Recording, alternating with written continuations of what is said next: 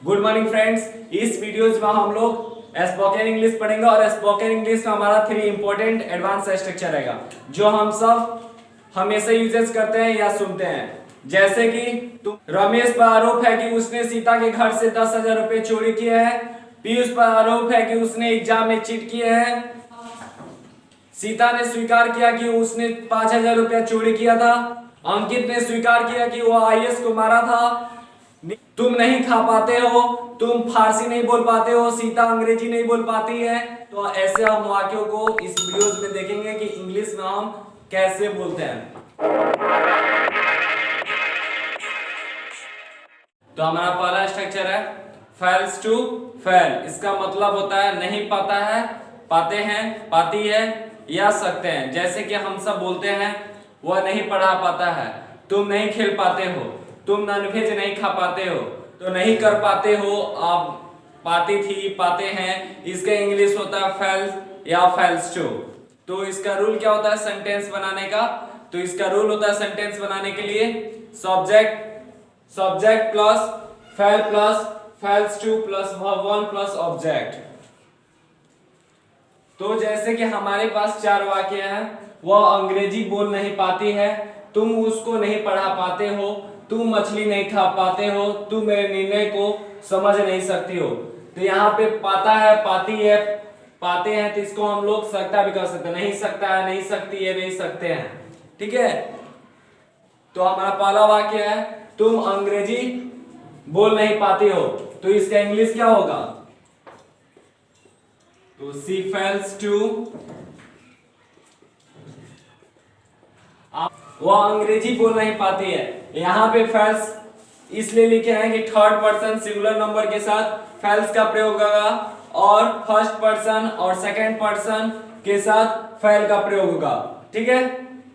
Second वाक्य है तुम उसको नहीं पढ़ा पाते हो, तो you fail to teach him. तो यहाँ पे देखेंगे कि फेल लिखे हुए हैं क्योंकि हमारा यू जो है वो सेकंड पर्सन है। तुम मछली नहीं खा पाते हो, तो इसका इंग्लिश क्या होगा? You fail to eat fish. तुम मेरे निर्णय को समझ नहीं सकती हो, यू फेल टू अंडरस्टैंड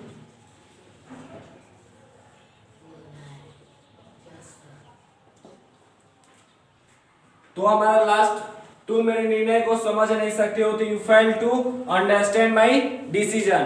तो हमने आपको अभी बताया था कि पाता है, पाती है, पाते हैं, तो उसके जगह पे हम लोग सकता का भी प्रयोग कर सकते हैं। ठीक है। तो ये हमारा जो है तुम मेरे निर्णय को समझ नहीं सकती हो, तो you fail to understand my decision. और आप वही ट्रांसलेट में जब देखेंगे तो you can not understand my decision ये होता है, लेकिन ये स्पोकन इंग्लिश में फेल भी हो सकता है। तो are you understanding? Yes. Be accused of having. Be accused of having का मतलब होता है आरोप है कि, जैसे कि हम सब सुनते हैं कि तुम पर आरोप है कि तुमने चोरी किया है, तुम पर आरोप है कि तुमने अपने पिता को मारा है, सीएसके पर आरोप है कि उसने मैच फिक्स करा है। ठीक है। तो आरोप है कि इंग्लिश होता है be accused of having. Be accused of having से हम लोग को वाक्य बनाने के लिए रूल चाहिए। तो रूल क्या होता है? तो रूल को हम लोग नजर डालेंगे। तो रूल होता है हमारा subject plus is am are plus accused of having plus verb three plus object. Subject होगा, सब्जेक्ट के अनुसार हमारा हेल्पिंग वर्ब होगा इज एम आर।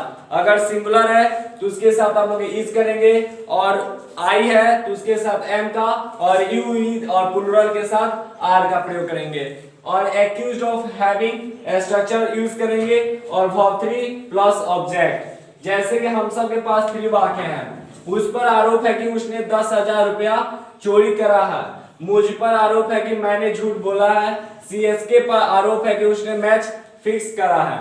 तो ये हमारे पास 3 वाक्य हैं। इसको इंग्लिश में बनाने के लिए हमको be accused of having structure का यूज करना है। ठीक है। तो इसको इंग्लिश में कैसे हम बोलेंगे उसको देखते हैं। उस पर आरोप है कि उसने 10,000 रुपया चोरी करा है, तो इसमें हमारा जो सब्जेक्ट है वो है उस। तो उसका इंग्लिश होता है ही। अगर स्त्रीलिंग रहेगा तो सी का प्रयोग करेंगे और पुल्लिंग है तो ही का प्रयोग करेंगे। उस पर आरोप है कि तो ही इज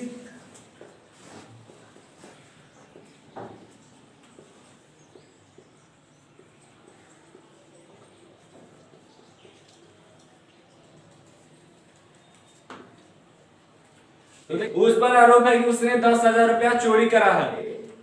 ये जो वाक्य है इसमें हमारा सब्जेक्ट क्या है, इसमें हमारा सब्जेक्ट ही है और हेल्पिंग वर्ब इज है और हमारा स्ट्रक्चर एक्यूज्ड ऑफ हैविंग और वर्ब है हमारा चोरी करना, तो उसका वर्ब 3 होता है स्टोलन। और क्या चोरी किया, तो ऑब्जेक्ट हमारा है 10,000 रुपीज। ठीक है, तो उसको इंग्लिश में बोलेंगे he is accused of having stolen 10,000 rupees. Second वाक्य मुझ पर आरोप है कि मैंने झूठ बोला है, तो इसका इंग्लिश होगा आई एम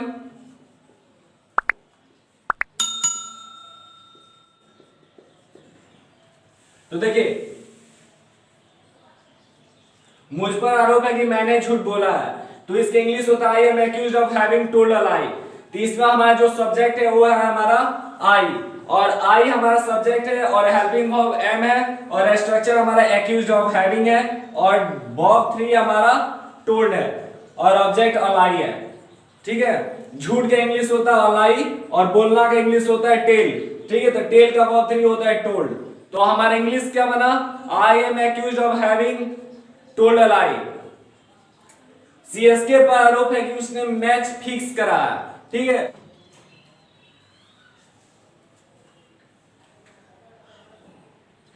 सीएसके पर आरोप है कि उसने मैच फिक्स करा है। CSK is accused of having fixed the match, तो इसमें हमारा सब्जेक्ट है सीएसके। ठीक है, और हेल्पिंग वर्ब हमारा इज है और स्ट्रक्चर हमारा एक्यूज्ड ऑफ हैविंग है और फिक्स्ड द मैच हमारा वर्ब होगा फिक्स करना, और क्या फिक्स किया, तो द मैच किया। ठीक है, तो हमारा ऑब्जेक्ट होगा द मैच। तो आरोप है कि से आप अनेकों वाक्य बना सकते हैं और स्ट्रक्चर हमारा एक्यूज्ड ऑफ हैविंग रहेगा। ठीक है, are you understanding this structure? Yes, thanks. Third structure है हमारा एडमिटेड हैविंग। एडमिटेड हैविंग का मतलब होता है स्वीकार किया कि, किया था, की थी, चाहे किए थे। ठीक है, जैसे कि हम सब बोलते हैं हमने स्वीकार किया कि हमने तुमको मारा था, तुम स्वीकार किए कि स्कूल नहीं गए थे, रमेश ने स्वीकार किया कि उसने पैसा चोरी किया था। स्वीकार करना का इंग्लिश होता है एडमिटेड हैविंग, स्वीकार किया था, चाहे की थी, चाहे किए थे, तो इसका इंग्लिश क्या होता है एडमिटेड हैविंग। तो एडमिटेड हैविंग से सेंटेंस बनाने के लिए हमको रूल की जरूरत होगी, और रूल क्या होगा, तो रूल होगा हमारा subject plus admitted having plus verb 3 plus object. ठीक है, जैसे कि हमारे पास 3 वाक्य हैं, उसने स्वीकार किया कि झगड़ा किया था, रमेश स्वीकार किया कि स्कूल नहीं गया था, उसने स्वीकार किया कि प्यार नहीं की थी। तो ये तीनों सेंटेंसों का इंग्लिश क्या होगा, इस पे हम गौर करेंगे। ठीक है, तो सबसे पहला वाक्य हमारा उसने स्वीकार किया कि झगड़ा किया था।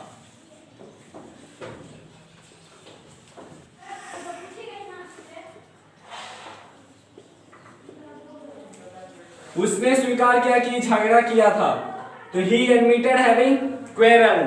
ठीक है, तो हमारा स्ट्रक्चर क्या कहता है, सबसे पहले सब्जेक्ट, तो सब्जेक्ट हमारा ही हुआ और स्ट्रक्चर है हमारा एडमिटेड हैविंग, तो एडमिटेड हैविंग और वर्ब 3 हमारा क्वेरल। ठीक है, तो इसमें ऑब्जेक्ट नहीं दिया था इसलिए हम इसमें ऑब्जेक्ट नहीं लिखेंगे। सेकंड वाक्य रमेश स्वीकार किया कि स्कूल नहीं गया था, तो इसका इंग्लिश होगा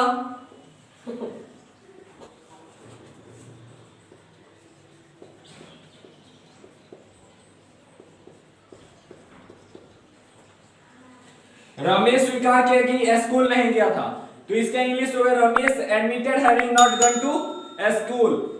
यहाँ पे हमारा सब्जेक्ट रमेश है और स्ट्रक्चर हमारा एडमिटेड हैविंग है। ठीक है, और वर्ब 3 हमारा गो वेंट गन, यानी कि गो का वर्ब 3 है गन। ठीक है, और ऑब्जेक्ट हमारा स्कूल है। ठीक है, उसने स्वीकार किया कि प्यार नहीं की थी, तो सी उसने स्वीकार किया कि प्यार नहीं की थी। ठीक है, तो इसके इंग्लिश होगा सी एडमिटेड हैविंग नॉट लव। ठीक है, तो यहाँ पे हमारा सब्जेक्ट क्या है, सी है, क्योंकि ये जो सेंटेंस है वो हमारा स्त्रीलिंग है, तो इसलिए हम यहाँ पे सब्जेक्ट सी लिखेंगे और स्ट्रक्चर हमारा एडमिटेड हैविंग सेम रहेगा और वर्ब 3 हमारा लॉफ्ट हो जाएगा। ठीक है, are you understanding this structure? Yes. Thanks. आशा करते इस वीडियोस में बताए गए सभी स्ट्रक्चर को आप समझ गए होंगे और आपको पसंद भी आया होगा, और ये जो तीनों स्ट्रक्चर है वो वाकई में महत्वपूर्ण है। तो फिर मिलेंगे हम अगले वीडियोस में ऐसे ही कुछ स्ट्रक्चर के साथ। तब तक के लिए stay safe, stay at home.